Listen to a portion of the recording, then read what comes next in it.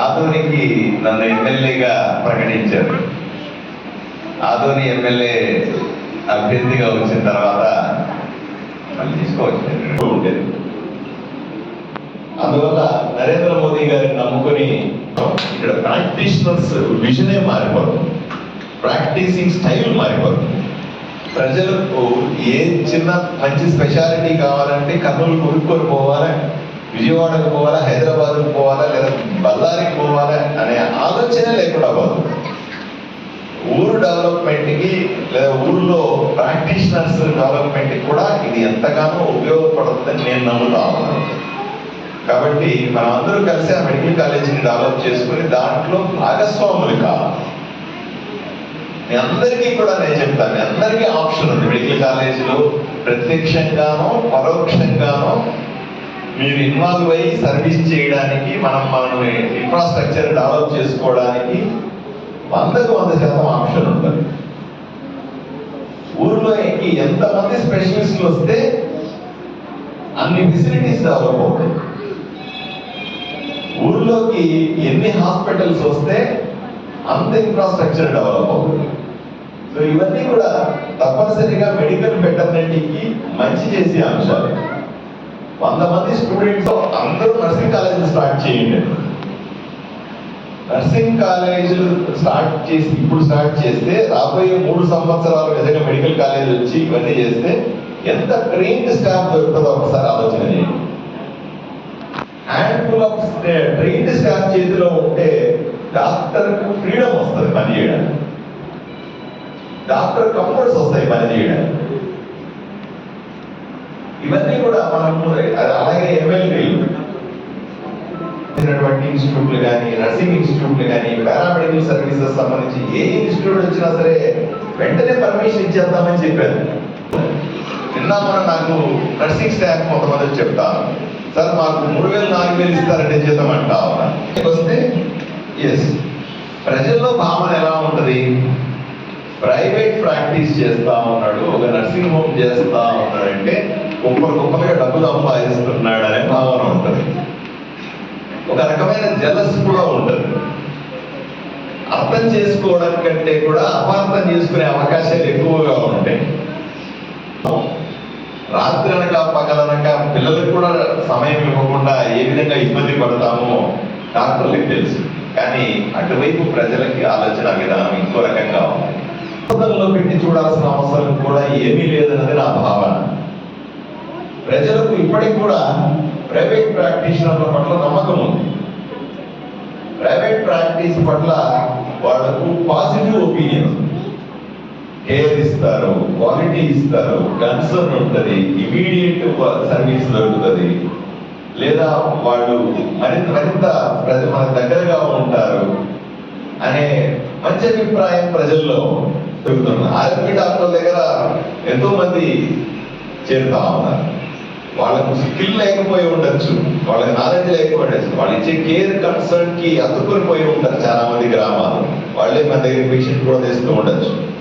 ఇటువంటి పరిస్థితుల్లో మనం ఏం చేయాలి? ఈ సమస్యలు చెప్తా ఉన్నారు.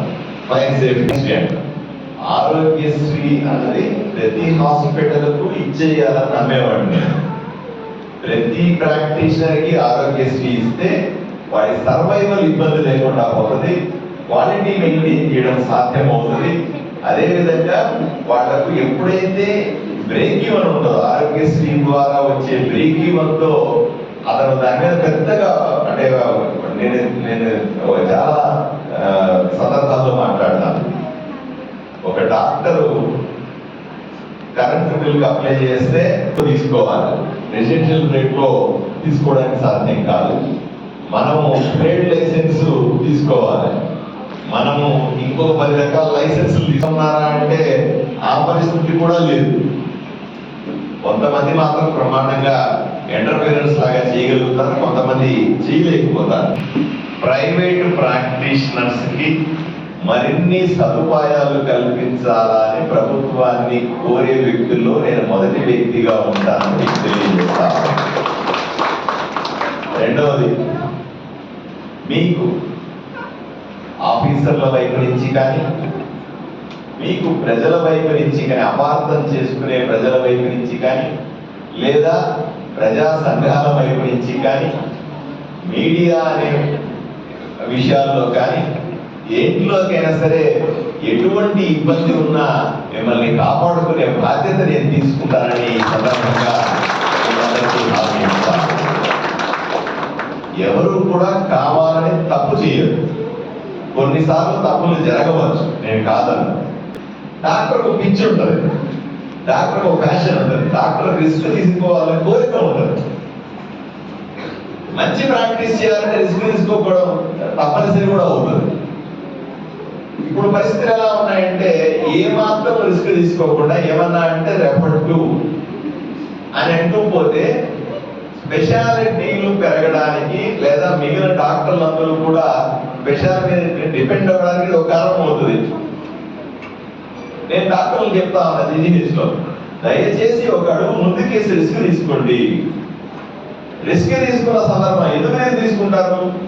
పేషెంట్ ప్రాణాలు కాపాడడానికో పేషెంట్కు బెటర్ సర్వీస్ ఇవ్వడానికే రిస్క్ తీసుకుంటాం. తీసుకునే సందర్భంలో మీకు ఏదైనా ఇబ్బందులు వస్తే మీలో ఒకటిగా ఆ సమస్యలు చూసుకునే బాధ్యత నాది అని చెప్పి డాక్టర్లు చెప్తాను. ఎమర్జెన్సీలో చెప్తాను, నార్మల్ రెగ్యులర్ ఎలక్టివ్ కేసు కాదు. మేడం రిస్క్ తీసుకోండి, పర్లేదు, ఏదైనా ఇబ్బంది అయితే నేను ఉంటాను, నిలబడి ఉంటాను అక్కడ, మీ జోలికి ఎవరు రారు అని చెప్పిన. నాకు అక్కడ patient survival important. I'm 100% sure. ఆ సమయంలో డాక్టర్ గారు ఏం ఆలోచన చేయకోకుండా వీళ్ళకి ఏమన్నా అయితే బంధువులు వస్తారు, వీళ్ళకి ఏమన్నా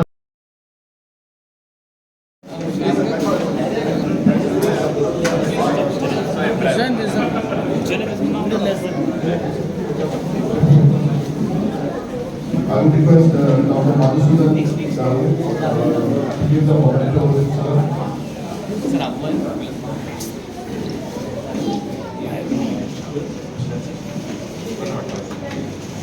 I request Dr. Kiran to present.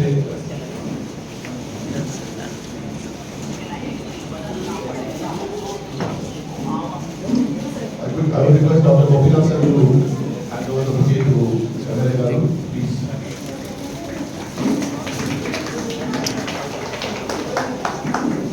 It's really a wonderful time for all of us to felicitate Dr. Chandra Garu.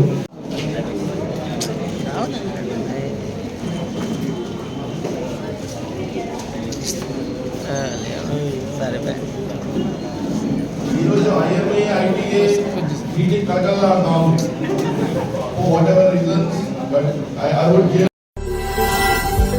Madhu hospital Adoni పట్టణ మరియు పరిసర ప్రాంత ప్రజలకు శుభవార్త. ఇప్పుడు మన ఆదోని పట్టణంలో మొట్టమొదటిసారిగా మధు హాస్పిటల్ నందు క్యాథలాబ్ మరియు కార్డియాలజిస్ట్, గుండె వ్యాధి నిపుణులు 24 గంటలు అందుబాటులో ఉండేదరు. Doctor K Aruna MBBS MD DNB cardiology from Aster Prime hospital Hyderabad. Consultant interventional cardiologist గారు మరియు డాక్టర్ వినోద్ కుమార్ గారు MBBS MD DM cardiology from Jayadeva hospital Bengaluru. Consultant interventional cardiologist fellowship in interventional cardiology Spain గార్ల ఆధ్వర్యంలో గుండెకు సంబంధించిన అన్ని రకాల సేవలు, ECG, 2D echo, TMT, holter study, coronary angiogram, coronary angioplasty, pacemaker implantation, ablation వంటి సేవలతో గుండెకు సంబంధించిన అన్ని రకాల సమస్యలకు మన ఆదోనిలోని మధు హాస్పిటల్ నందు చికిత్స అందించబడును. మా ఇతర వైద్య విభాగాలలో నిపుణులైన డాక్టర్లు